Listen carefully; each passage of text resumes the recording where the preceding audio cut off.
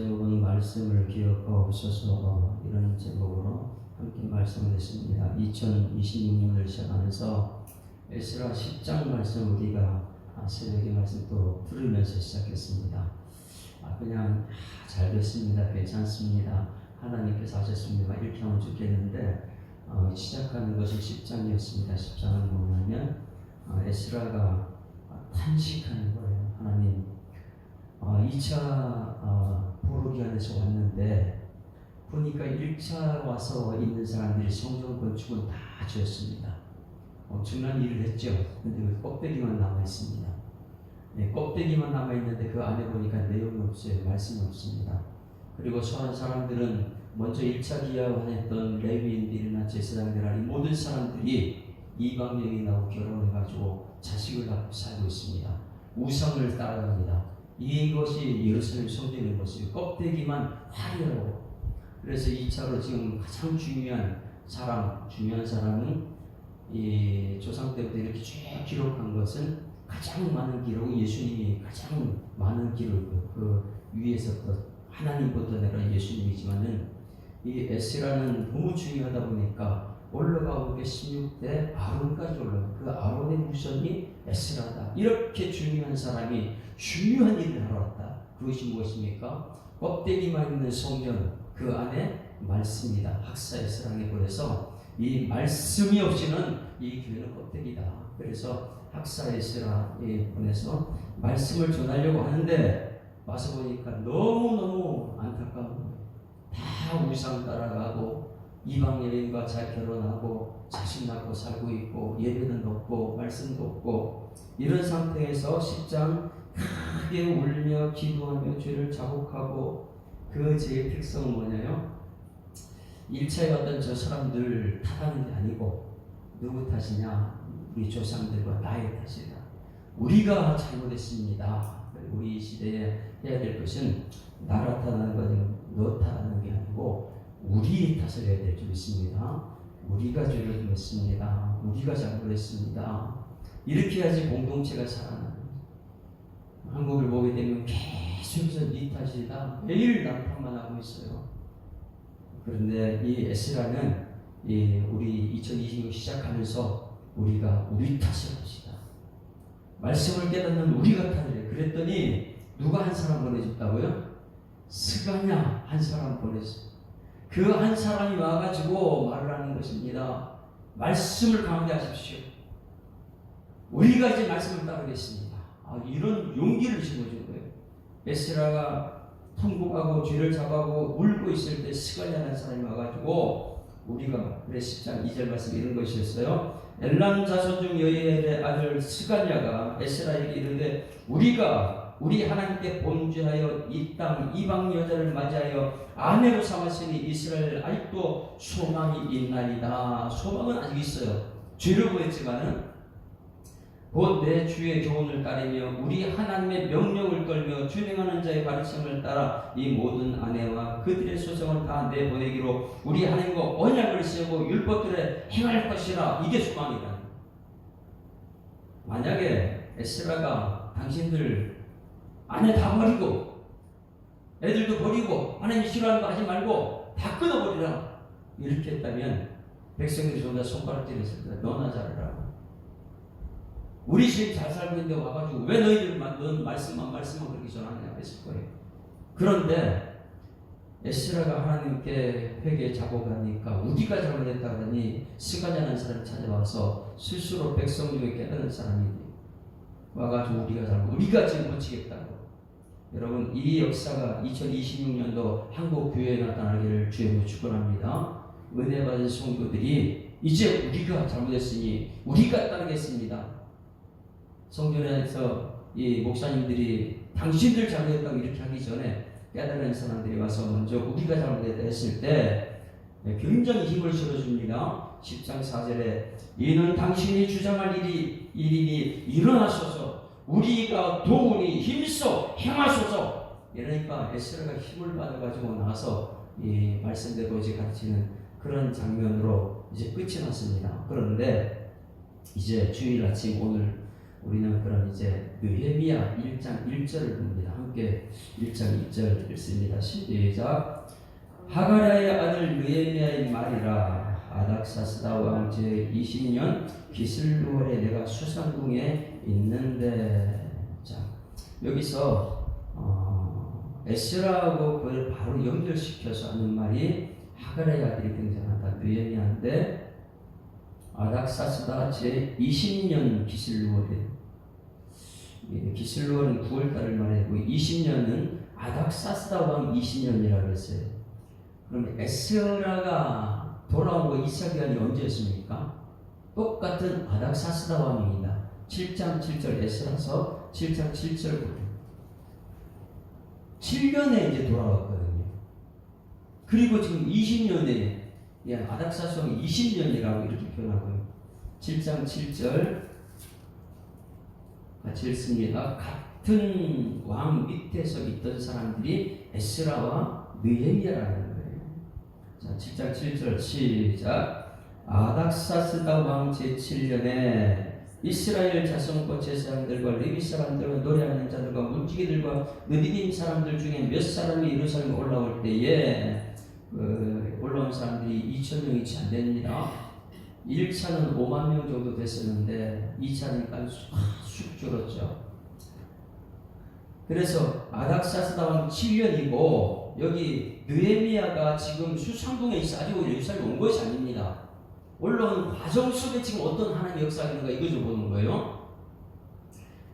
아닥사스다 제 20년이니까 13년이 지난 것이죠. 예루살렘 성전으로 올라간 이 에스라는 7년에 올라갔고 지금 13년이 지났는데 느헤미야가 어디 있다고요? 수상궁에 있다. 에스라가 성전에서 이 말씀을 찾아내는 것, 이런 것을 보게 되면 이 바벨론에 큰 궁이 세 개가 있다고 했어요. 수산궁과 바벨론궁과 앙베다궁이다. 겨울궁, 여름궁 이런 데서 이 말씀을 찾아내는 것을 우리가 보았어요. 그런데 여기서 13년이 지났는데 올라가기 전입니다. 아직까지 수산궁에 있는 느헤미야가 1차에 갔다가 돌아온 이 형제가 있어요. 형제가 누구냐면 하나니입니다. 하나니한테 물어보는 거예요. 2절 같이 읽습니다. 시작. 내 형제들 가운데 하나인 하나니가 두 사람과 함께 유다에서 내게 이르렀기로 내가 그 사로잡힘을 면하고 남아있는 유다와 예루살렘 사람 형편을 물어봤다. 이것이 저는 마음속에 이렇게 생각하는 거예요. 2026년도는 성도들이 마음이 어디가 있어야 되는가? 성전 중심으로 가는 성도들 되기를 소망합니다. 집에 있어도 성전을 생각하는 거예요. 바벨론 포로지 수상궁에 있는데 아직까지 보직이 없어요. 예루살렘 성전 갈 정도 그 정도 보직이 아니었기 때문에 13년 전에 에스라 갈 때 가지 못했던 사람. 그런데 이 느헤미야가 수상궁에 있으면서 마음은 온통 어디가 있느냐? 성전의 형제들한테 가 있는 거예요. 분명히 이 사람은 벌써 그 바벨론에서 태어났던 사람이고 그런데 어떻게 이렇게 됐느냐? 느헤미야라는 이름 자체가 하나님이 나의 위로다 이런 이름이거든요. 느헤미야 이름 뭐라고요? 하나님만이 나의 위로입니다. 바벨론궁에 태어났는데 그 어머니 아버지가 이 아이한테 가르쳐 준 것이 뭐냐면 너는 바벨론 이 힘이 너의 위로가 아니고 돈이 위로가 아니고 너의 위로는 하나님만이 위로다 이것을 가르쳐. 그러니 이름 부를 때마다 느헤미야야 느헤미야야 느헤미야야 너의 위로는 하나님이야. 우리가 지금 바벨론 포로지에 와서 이렇게 했지만은 너는 여기서 태어났지만은 너의 위로는 이 땅이 아니야. 너의 위로는 바벨론이 아니라 하나님만이 나의 위로다. 그러니 위로받을 곳은 어디입니까? 하나님 말씀이 있는 곳 예루살렘 성전이다. 그러니 이 느헤미야는 이름 부를 때마다 내가 있어야 될 것은 하나님께 있다. 하나님만이 나의 위로다. 그런데 1차에 갔던 사람들의 형편 소식을 들었는데 그 형편 소식을 물어보는 거야. 항상 예루살렘 성전이 어떻습니까? 혹시 여러분 저한테 전화하게 되면 이렇게 물어요. 목사님 오늘 교회 형편이 어떻습니까? 이런 물어봤으면 좋겠어요. 오늘 교회 나와서 기도한 사람 누가 있습니까? 교회 오늘 날씨가 추운데 혹시 물은 좀 얼지 않았습니까? 온통 마음이 느헤미야는 예루살렘 성전에 가 있는 거예요. 왜? 하나님만이 위로가 되기 때문에. 택함받은 백성들의 위로는 돈이 아니고 권력이 아니고 택함받은 백성들의 위로는 하나님만이 위로기 때문에 온통 마음이 성전에 가 있어요. 수장궁에 있으면서 우리 성도들이 2026년도 마음이 성전에 와 있기를 소망합니다. 자녀들의 문제가 있으면 이 자녀들이 위로는 성전에 있지. 어떤 문제만 있어도 이 문제 해결할 분은 하나님이시지. 하나님만이 위로지. 그래서 이 마음이 온통 예루살렘 성전에 가 있다 보니까 물어봤어요. 형편을 물은즉 3절에 이렇게 있다고 합니다. 그들이 내게 이르되 사로잡기를 면하고 남아있는 자들이 그 지방 거기에서 큰 환난을 당하고 능력을 받으며 예루살렘 성은 허물어지고 소문도 불탔다 하는지라. 이미 70년이라고 지금 현재까지는 140년이 지났어. 140년은 포로 귀환할 때, 페로 잡혀갈 때 그때 모습하고 똑같은 모습이 되어 있다. 1차에 가서 성경 건축했어도 2차에 가서 말씀을 전했어도 지금 현재 형편은 뭐냐면 큰 환난을 당하고 능력받으며 예루살렘 성은 허물어지고 소문도 불탔다 하는지라. 이런 소식을 들었을 때 느헤미야의 반응은 이 말을 듣고 앉아서 울고 수일 동안 슬퍼하며 하늘 하나님 여호와 앞에 금식하고 기도하는 모습. 오늘 찬양이 그가 나의 괴로움 알며 또 나의 슬픔 알까 주밖에. 우리는 주님만이 알아주기 때문에 이 내 마음 온통 위로자 하나님이시고 성전에서 말씀이 증거되어야 되고 그런데 성전이 회파되고 이런 소식 들을 때에 이 느헤미야의 마음은 누가 알 거냐? 하나님만이 아신 줄 믿습니다. 그래서 그는 하나님 앞에 울고 수일 동안 슬퍼하며 하늘의 하나님 앞에 금식했다. 이런 마음이 성도들에게 있으면 정말 교회는 행복할 것 같아요.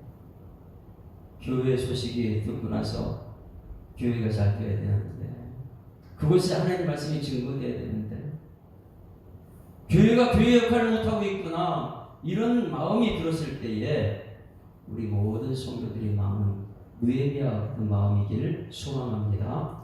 하나님 말씀만이 이 시대를 살릴 수 있고 오직 예수만이 우리의 희망이고 성령만이 우리를 다시 일어날 수 있기 때문에 2026년도는 오직 예수 다시 성령 이것을 기도하고 있습니다.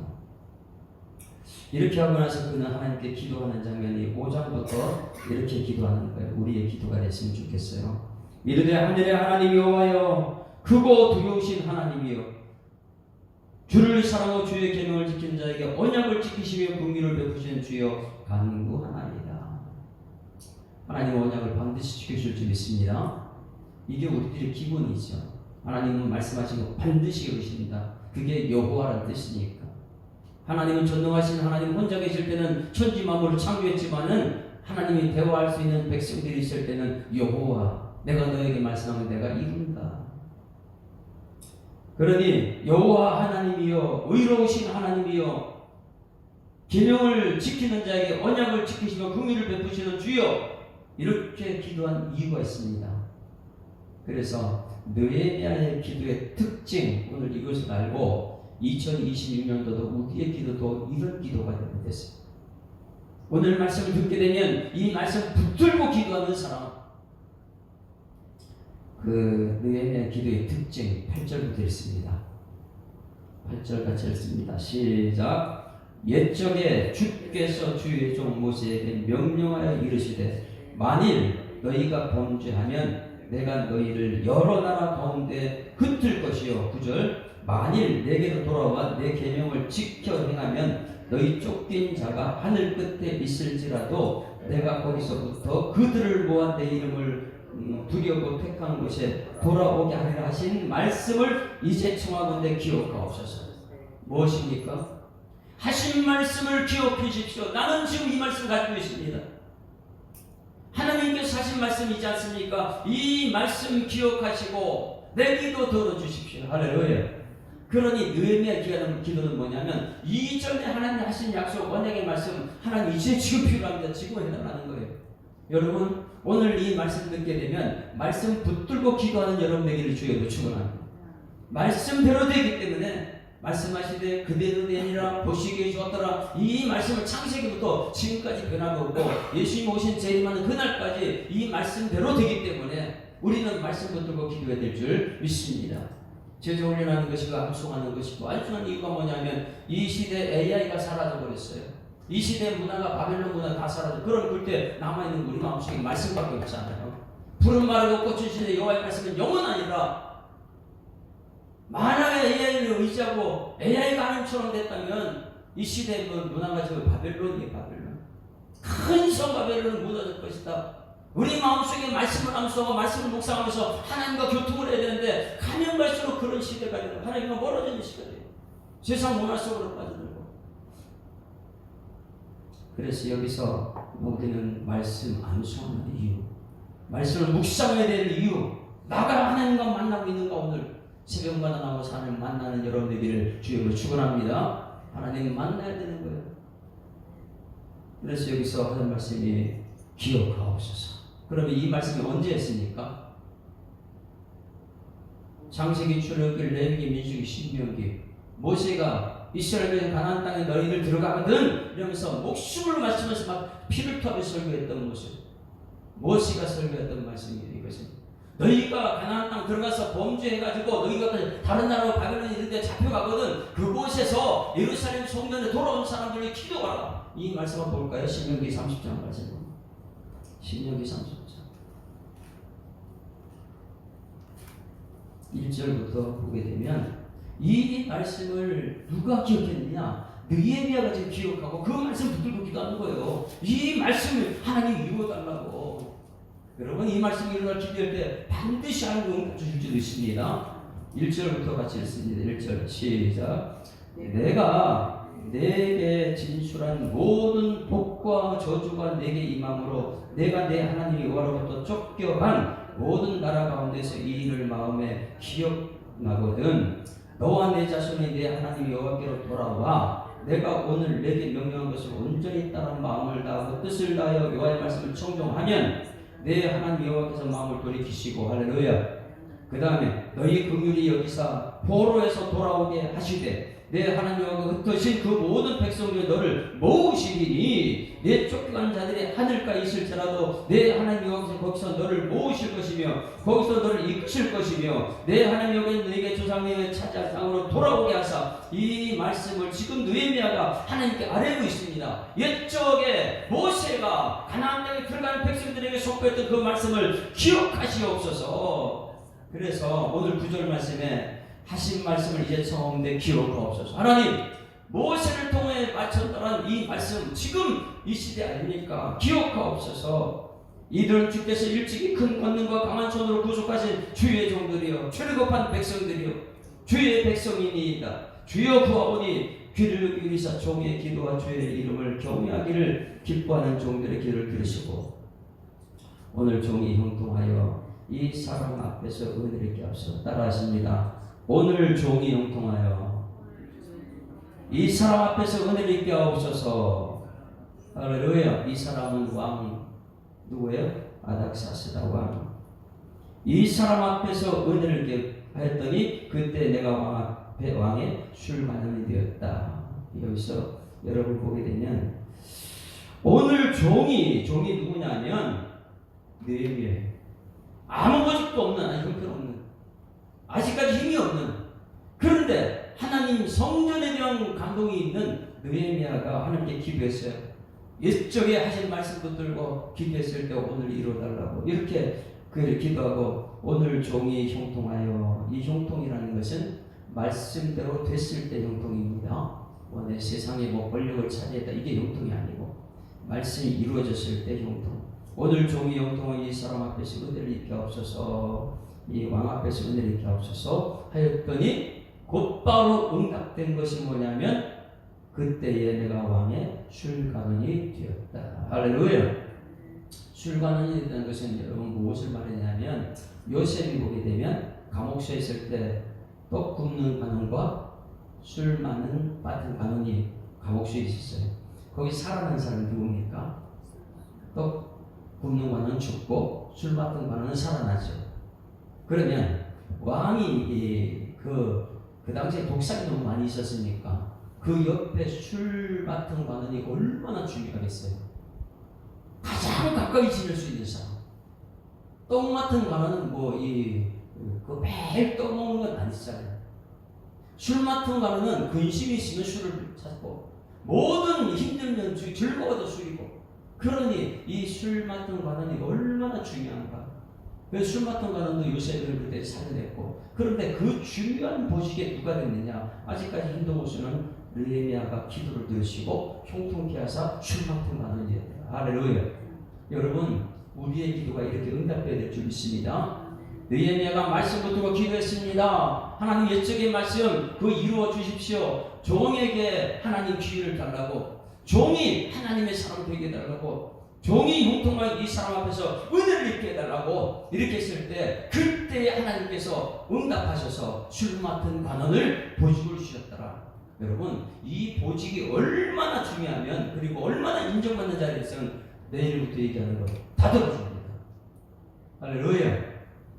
내일부터 보게 되면 오늘도 그렇지만 이 느헤미야 기도는요 에스라하고 똑같은 기도예요. 저들이 잘못해서 이런 소리 하잖아요. 우리가 내가 잘못해서 우리의 죄. 그래서 그 기도를 들으시고 술 맡은 관원이 되었다. 자, 오늘 우리는 2026년도 느헤미야의 기도가 되어야 될 줄 믿습니다. 제가 이제 닉네임이 창을 든 건축가 이렇게 하는데 느헤미야가 너무 저한테 은혜가 돼서 제 닉네임이 창을 든 건축가예요. 교회를 바로 세우는, 창을 들고 적군과 싸우면서도 이 건축가는 교회를 살리는, 그래서 닉네임이 창을 든 건축가가 됐는데, 여기 느헤미야는 어떻게 했느냐. 말씀 붙들고, 옛적의 말씀 붙들고 기도했더니 하나님이 응답하셔서 술 맡은 가는 자리에, 정말 중요한 자리에, 어떤 말을 해도 들어줄 수 있는 그 자리에 하나님께서 옮겨주셨더라. 오늘 말씀을 기억하소서. 여러분들도 이 말씀을 기억하고 하나님께 기도하는, 응답받는 여러분 되기를 주님으로 축원합니다.